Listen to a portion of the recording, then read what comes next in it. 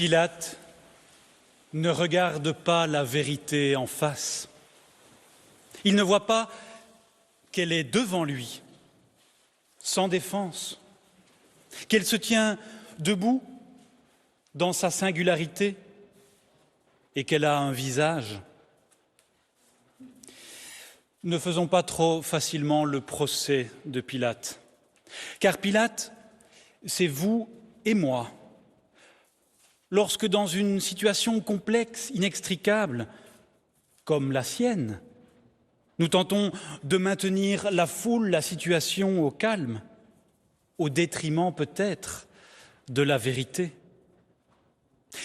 Pilate, c'est vous et moi, lorsque nous évitons des décisions difficiles qui nous obligeraient à faire un chemin de vérité sur nous-mêmes.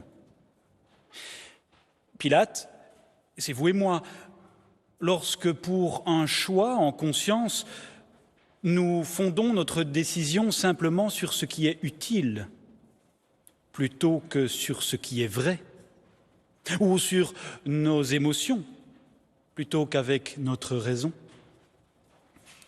Pilate, c'est vous et moi, lorsque nous ne croyons finalement plus vraiment en la vérité, parce que nous savons trop bien qu'au nom de celle-ci, le pire a été commis. Ne sommes-nous pas les filles et les fils d'un siècle qui a voulu enfermer la vérité et la mettre dans des formules? Oui, la vérité a souffert sous Ponce Pilate, mais elle n'est pas morte. Ne dit-on pas que la vérité peut pâlir, mais jamais périr? Alors, osons croire encore aujourd'hui qu'il existe une vérité qui donne sens à nos vies. Mais reconnaissons aussi que la manière de comprendre celle-ci sera toujours singulière, personnelle. Car la vérité se trouve chez celui qui se met à son écoute.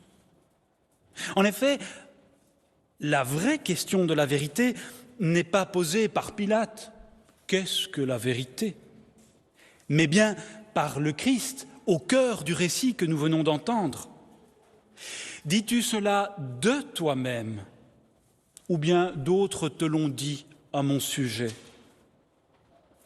Autrement dit, est-ce que la vérité est sur tes lèvres? Et est-ce la vérité de ton cœur? Est-ce qu'elle vient de toi? Il s'agit finalement d'être ajusté et en cohérence avec ce que nous disons, de garder une vigilance intérieure pour entourer de bienveillance ce que nous affirmons. L'autorité n'habite-t-elle pas celles et ceux qui disent ce qu'ils font et qui font ce qu'ils disent, qui disent ce qu'ils pensent et qui pensent ce qu'ils disent?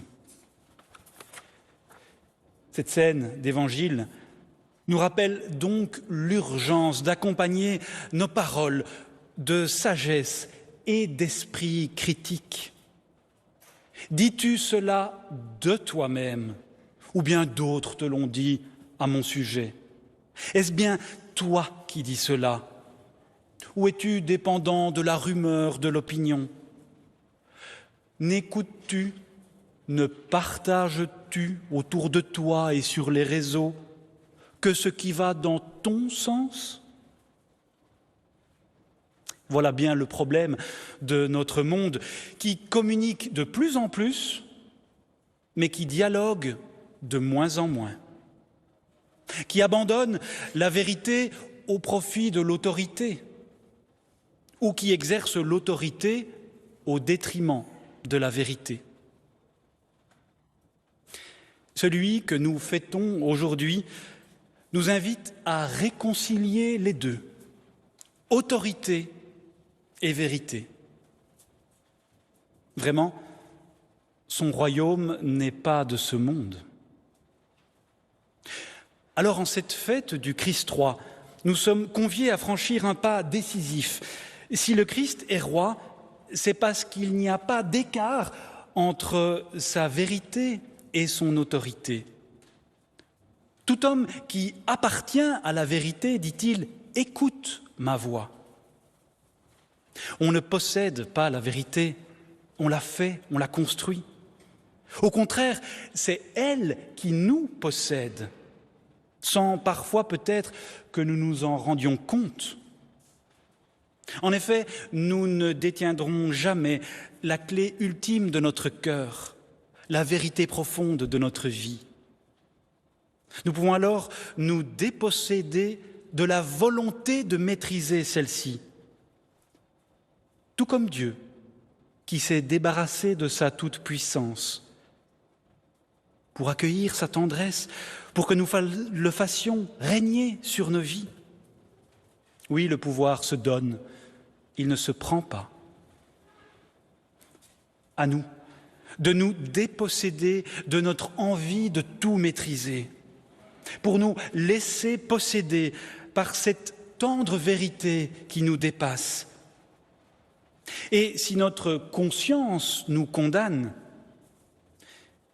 il s'agit de nous laisser posséder, d'appartenir à une miséricorde plus grande que notre cœur. Si notre route semble bloquée et notre destin écrit, il s'agit d'inscrire notre vie dans une destinée plus belle, plus profonde, plus grande. Et si la douceur semble avoir déserté notre maison, notre foyer, il s'agit de nous en remettre à la tendresse souveraine de Dieu et de croire que certaines impasses de notre passé sont autant d'ouvertures vers une lumière future.